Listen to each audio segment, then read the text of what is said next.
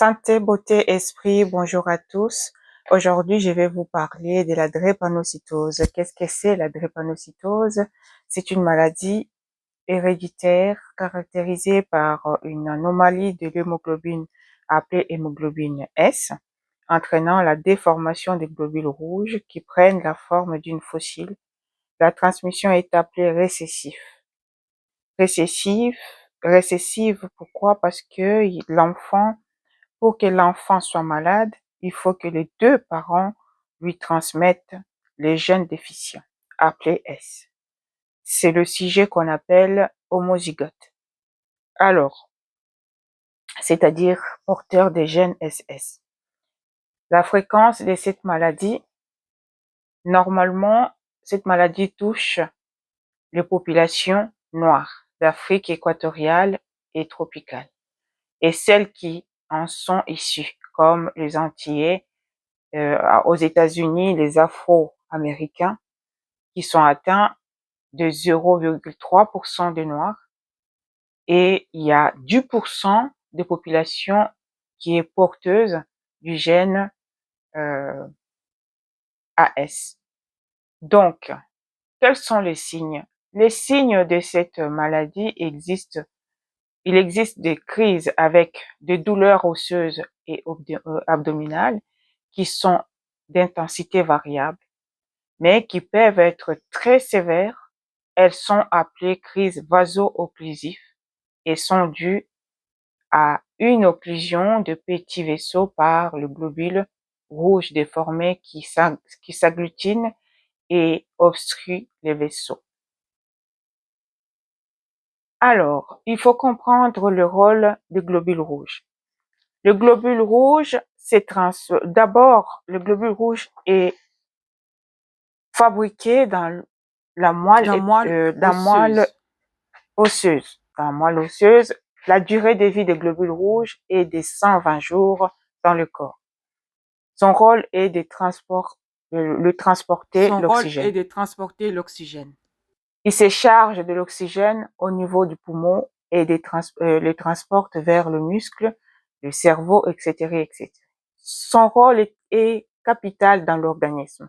Il est fabriqué dans le moelle osseuse, comme je vous ai dit au départ, de tous les os. Pour que l'os fabrique du globule rouge, il lui faut des protéines. Donc, il faut que la personne mange la viande et des aliments porteurs de protéines pour pouvoir fabriquer protéines et vitamines pour pouvoir fabriquer le globule rouge. Mais quand il y a l'anomalie de fabrication de cette hémoglobine, comme le cas de la drépanocytose, très fréquemment en Afrique et dans le cas de drépanocytose et thalassémie. Donc, qu'est-ce qu'on rencontre sur le bord de la Méditerranée, thalassémie. Il va y avoir un mauvais transport de l'oxygène, une fragilisation des globules rouges qui vont donc mourir rapidement. Il y a en permanence une anémie, donc ce qu'on appelle l'anémie hémolytique. Anémie hémolytique. Alors le globule rouge va quitter la moelle épinière pour circuler dans le sang. Il prend dans le poumon l'oxygène pour les livrer à l'organisme. Les cellules du corps libèrent du CO2, gaz carbonique, qui sera capté par l'hémoglobine pour être transporté dans le poumon. Il sera éliminé par la respiration CO2 et de l'air expiré. La mort de globules rouges. Au bout de 120 jours, le globule rouge normal va être capté au cours de sa vie. Le globule rouge va être capté par la rate, où il est détruit. Mais s'il y a une destruction massive, la rate se gonfle, ce qu'on appelle splénomégalie. Dans la drépanocytose et le paludisme, on trouve ce genre de cas. Alors, globule rouge, en se détruisant, il libère des protides. Le protide, c'est quoi? C'est tout simplement les protéines du départ qui étaient les protéines qui sont bien pour la fabrication du globule rouge. Et une fois détruit, ces protéines deviennent un déchet. et qui sont éliminés sous forme d'urée dans l'urine. Et puis, la destruction des globules rouges libère non seulement les protides, qui sont les déchets, il libère aussi les fers. Mais ces fers, en fait, est réutilisé tout de suite par la moelle épinière pour fabriquer d'autres globules rouges. L'hémoglobine est transformée en bilirubine qui va être éliminée par le foie en cas d'hémolyse. En cas d'hémolyse, éclatement des globules rouges, le bilirubine est élevé, entraîne un ictère, jaunisse, conjonctif de blanc de l'œil. Les cas de drépanocytose, paludisme, cancer du pancréas, etc., etc. On trouve chez ces patients les yeux qui sont rouges, qui sont jaunes, les dents sont jaunes, la langue jaune, les urines sont jaunes, les éliminés sont jaunes, mais c'est à cause de cette élimination massive de déchets des globules rouges. Alors, pour manque de production des globules rouges par destruction des globules rouges dans la circulation, il y a ce qu'on appelle l'anémie par fuite de globules rouges, donc hémorragie. Alors, à l'examen, on dépiste, en fait, qu'est-ce qu'on dépiste pour savoir si la personne est atteinte de globules, de drépanocytose? En fait, c'est l'examen électrophorèse de l'hémoglobine. Alors, on va trouver, chez la personne saine, on trouve qu'il y a l'hémoglobine, le chromosome. Alors, c'est le chromosome AA qui sont sains, il n'y a pas d'autres trucs qui s'accrochent dessus. Mais chez un porteur sain, alors qu'est-ce qu'on trouve? On va trouver sur le chromosome, on va trouver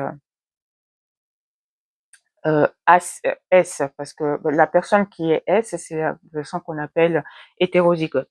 Et cette personne hétérozygote est porteuse saine, donc elle ne manifeste pas les symptômes de maladie, mais par contre, elle est porteuse.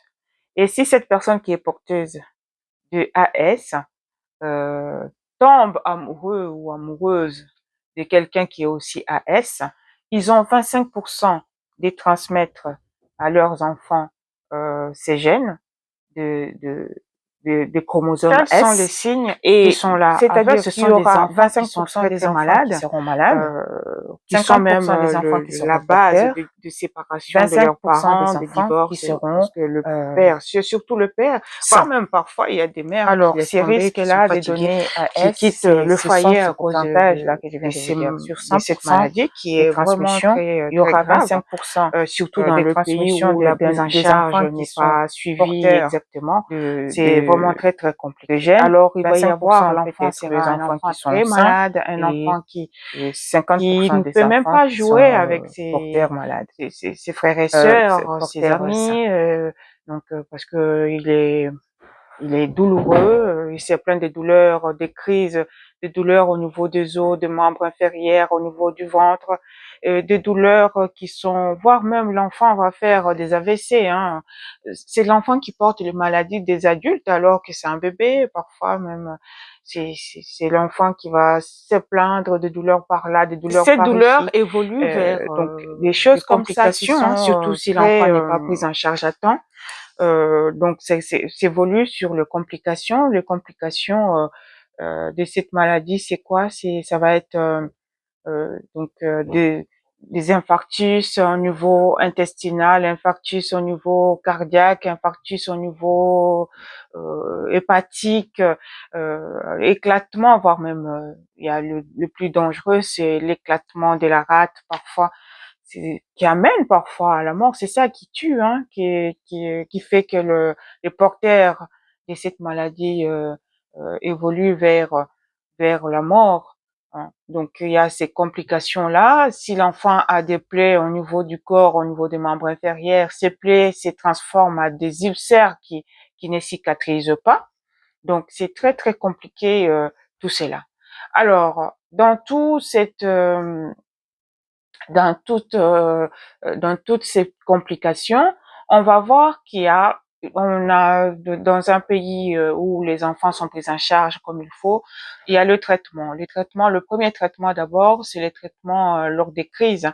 On soigne des douleurs d'abord, on va lui donner il faut que l'enfant boive beaucoup. Il faut qu'il boive beaucoup pour fluidifier en fait le sang et voilà. Et ensuite, qu'est-ce qu'il faut donner? On donne les antalgiques, hein, les dérivés morphiniques et des morphiniques même pour soulager complètement des douleurs. Il y a des problèmes dysfonctionnement cardiaque, dysfonctionnement pulmonaire. Alors il y a des médicaments, les aérosols. Quand ils sont à l'hôpital, on fait les aérosols, des choses comme ça. Et puis, quand on parle de prévention, qu'est-ce qu'on va dire? Ben, ces enfants seront les enfants qui seront un peu isolés, hein. Ils vont pas faire des sports, le sport de combat, tout ça en fait. Ils auront pas le droit parce que ben, il y a le risque là de se blesser, risque de se faire mal, risque de réveiller en fait de douleurs physiques, de douleurs psychologiques et tout ça. Et puis, ben, il y a ce qu'on appelle la transfusion. Il y a des transfusions simples, transfusions d'échange où on va échanger l'hémoglobine, une sorte de purification des dialyses. On va faire cela pour essayer d'écarter, d'espacer un peu la durée des crises et tout ça. Et puis, ben, d'autres préventions, ça sera en fait de ne pas prendre l'avion parce que l'air pressurisé de l'avion risque de réveiller encore des crises, des douleurs et tout ça. Et il faut vacciner, donc faire des rappels des vaccins, faire tout ça. Alors, on va poser la question dans tout ceci, est-ce il y a un traitement, au moins, est-ce qu'on a les traitements curatifs dans tout cela? Je vous dirais oui. Avec l'évolution, les recherches médicales et tout ça, il y a l'évolution dans ces sens-là parce qu'il y a Mis à eu quand part le même traitement que je vous ai cité, les de enfants qui prévention sont contre la soignés, mais douleur ces et tout ça, traitements, parfois, ils alors sont il y pas à la a portée de tout le plusieurs monde. traitements C'est les pour traitements qui sont réduire les encore très très complications chez chers, les ils sont pas à la nouveau-nés portée de déjà. tout le Les monde. nouveau-nés Donc, qui je vais vous atteignent, il y citer a les quelques-uns traitements qu'on leur qui donne peuvent vous orienter dans ces à la sens-là, si vous naissance. avez les moyens. Il y a ces traitements-là, je ne peux pas vous donner le nom, mais si vous avez accès, je crois que le médecin, le docteur que vous consultez va vous donner le nom de tous ces traitements parce qu'il y en a plusieurs. Et puis, je vous ai parlé des transfusions simples ou échanges transfusionnels, qu'on va essayer de faire ça.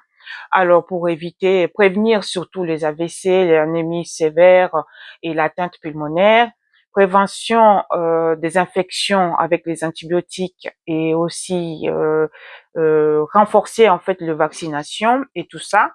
Il y a d'autres traitements Des taux de approuvés par traitement le que je vous chercheur ai parlé, qui donc sont je vous ai dit encore qu'il y a coûteux. D'autres traitements approuvés par le chercheur qui sont en cours encore très très coûteux pour permettre à tout le monde d'y accéder. Il y a des guérisons, oui, il y a des guérisons. Si on fait les traitements, par exemple, si on fait une greffe de moelle osseuse, c'est surtout avec le frère et sœur, hein, les gens de la famille, voire même les gens de l'extérieur, ils peuvent faire au moins le truc s'ils sont compatibles. Oui, il y a ces traitements-là qui marchent bien. Il y a quelques patients qui sont guéris par rapport à cette greffe. Il faut dire que on déploie beaucoup d'efforts dans les recherches pour la guérison de cette maladie. En tout cas, les chercheurs ils sont au travail pour pouvoir trouver un traitement qui